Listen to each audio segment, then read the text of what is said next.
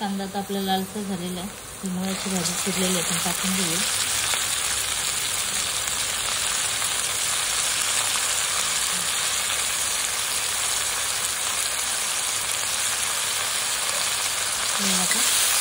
Mix करून घेऊ.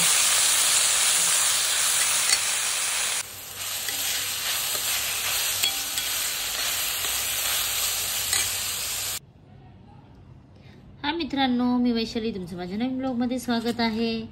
आज बनवणार आहे आपण मुळ्याची भाजी. हे मुळ्याचा पाला भाजी आपण फेकून न देता याची भाजी बनवूया. आणि हा मुळा किसून घेऊया स्वच्छ धुवून. चला याला पहिलं स्वच्छ धुवून घेऊया.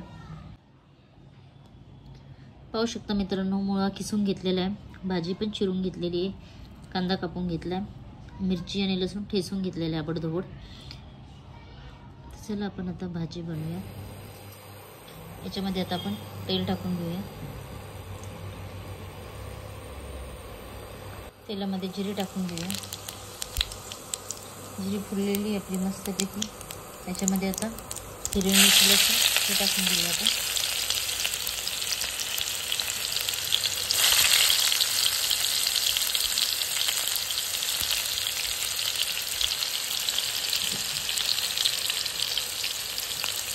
याच्यामध्ये आता आपण चिरलेला कांदा टाकून घेऊया.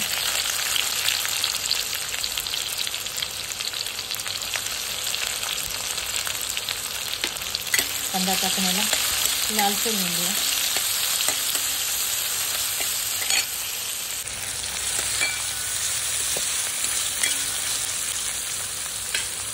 याच्यामध्ये मीठ टाकून घेते. मीठ थोडंच टाकते कारण भाजी कमी होते शिजून, तर अंदाज कळत नाही कधी कधी.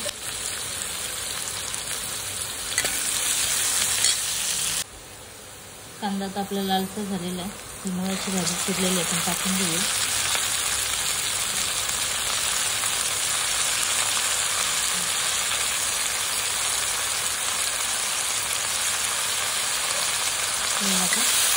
मिक्स करून घेऊ.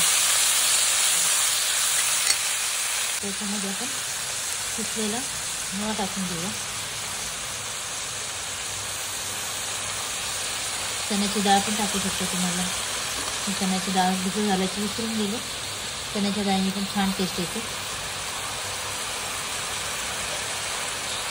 एक 5 मिनिटातून मस्त मिक्स करून शिजवून देऊया.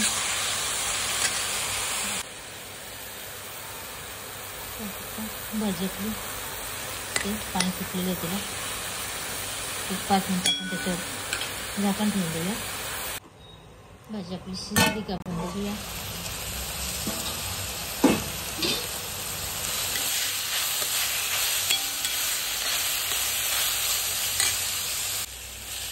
तुम्हाला हवा असेल तर भाजीमध्ये ओलं खोबरे तुम्ही टाकू शकता.